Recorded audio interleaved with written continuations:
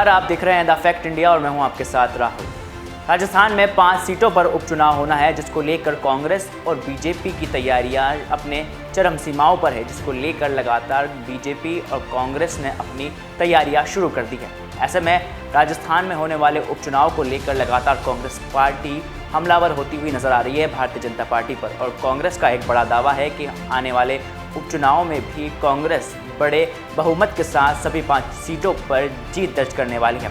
और ऐसे में अब राजस्थान के एक विधायक ने राजपूत समाज को लेकर एक बड़ा बयान दे डाला है, जिसके बाद से ही राजस्थान में राजपूत समाज लगातार कांग्रेस पर हमलावर होता हुआ नजर आ रहा है। दरअसल ये कहानी विधानसभा से शुरू होती है, जहां पर राजस्थान के बायतू से विधायक हरीश चौधरी ने बजट को लेकर अपनी प्रतिक्रिया दी। जहां वित्त मंत्री दिया कुमारी ने हाल ही में राजस्थान में बजट पेश किया है, जिसको लेकर हरीश चौधरी ने अपनी प्रतिक्रिया दी और राजपूत समाज को टारगेट करते हुए एक बड़ा बयान दे डाला है, जिसके बाद से ही राजपूत समाज हरीश चौधरी से खफा होता हुआ नजर आ रहा है और इसका असर राजस्थान में होने वाले उपचुनाव में भी देखने को मिलेगा। की तालाब ठाकुर की भूख रोटी की, रोटी बाजरे की, बाजरा खेत का, खेत ठाकुर का, बैल ठाकुर का, हल ठाकुर का, हल की मूठ पर हथेली अपनी, फसल ठाकुर की, कुआं ठाकुर का, पानी ठाकुर का, खेत खलियान ठाकुर के, गली मोहल्ले ठाकुर के, फिर अपने क्या गांव, शहर, देश क्या है हम लोगों का। इस बजट के अंदर कुछ भी नहीं है, सब कुछ ठाकुर। सभापति महोदय, हर क्षेत्र के अंदर हम लोगों के साथ भेदभाव किया जाता, हम लोगों को कुचला जाता है, उसके बावजूद भी हमारे दर्द बयां करते हैं तो इस पर हंसी उड़ाई जाती।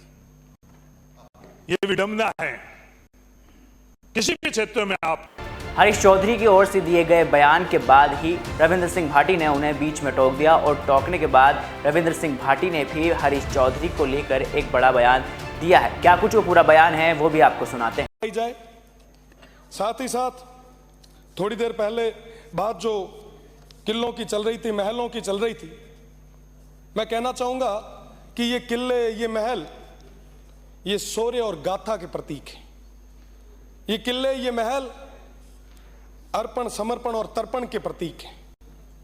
ये किले और महल जब कभी मुगल आक्रांताओं के हमले हुआ करते थे तो हमारे बहन बेटियों की इज्जत बचाने के लिए ये किले और महल काम आया करते थे। ये किले मुश्किल में उन शरणागतों को शरण देने के लिए काम आया करते थे।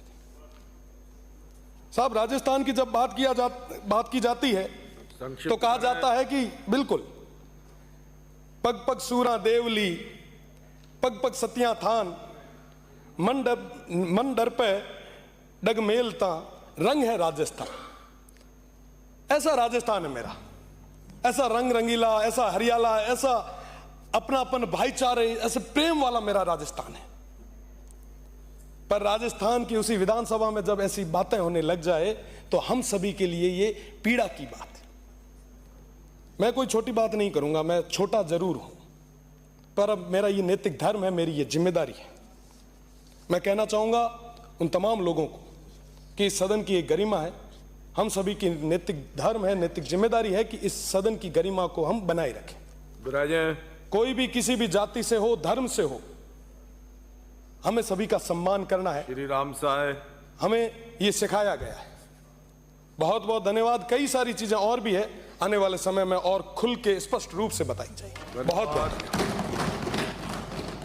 अब ऐसे में हरीश चौधरी और रविंद्र सिंह भाटी के बीच में नोकझोंक होती हुई राजस्थान में नजर आ रही है और इसको लेकर राजपूत समाज लगातार कांग्रेस पर हमलावर होता हुआ नजर आ रहा है, जहां पर हरीश चौधरी के कई इलाकों में पुतले तक जलने देखने को मिले हैं। जहां राजस्थान की राजधानी जयपुर के खातीपुरा इलाके में भी पुतले जलते हुए देखने को मिले हैं। लगातार हरीश चौधरी पर राजपूत समाज आक्रोश होता हुआ नजर आ रहा है और इसका खामियाजा होने वाले उपचुनाव में भी देखने को मिलेगा, क्योंकि राजपूत समाज वो है जो ये तय करता है कि राजस्थान में किसकी सरकार बनेगी। और इसका हालिया परिणाम आपने लोकसभा चुनाव में भी देखा था, जब राजस्थान में सिर्फ 14 सीटों पर भारतीय जनता पार्टी सिमट कर रह गई थी, जहां 2 बार से ज़्यादा राजस्थान में क्लीन स्वीप करती हुई भारतीय जनता पार्टी इस बार अपने घुटनों पर राजपूत समाज ने उन्हें टिका ही दिया। ऐसे में राजस्थान में होने वाले उपचुनाव को लेकर भी कांग्रेस के लिए बड़ी मुश्किल होती हुई नजर आ रही है, लेकिन लगातार कांग्रेस डैमेज कंट्रोल करती हुई राजस्थान में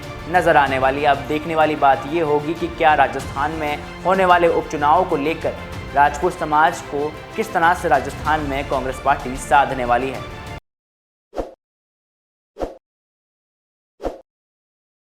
ताज़ा खबरों के लिए विजिट करें द फैक्ट इंडिया की वेबसाइट और डाउनलोड करें द फैक्ट इंडिया ऐप।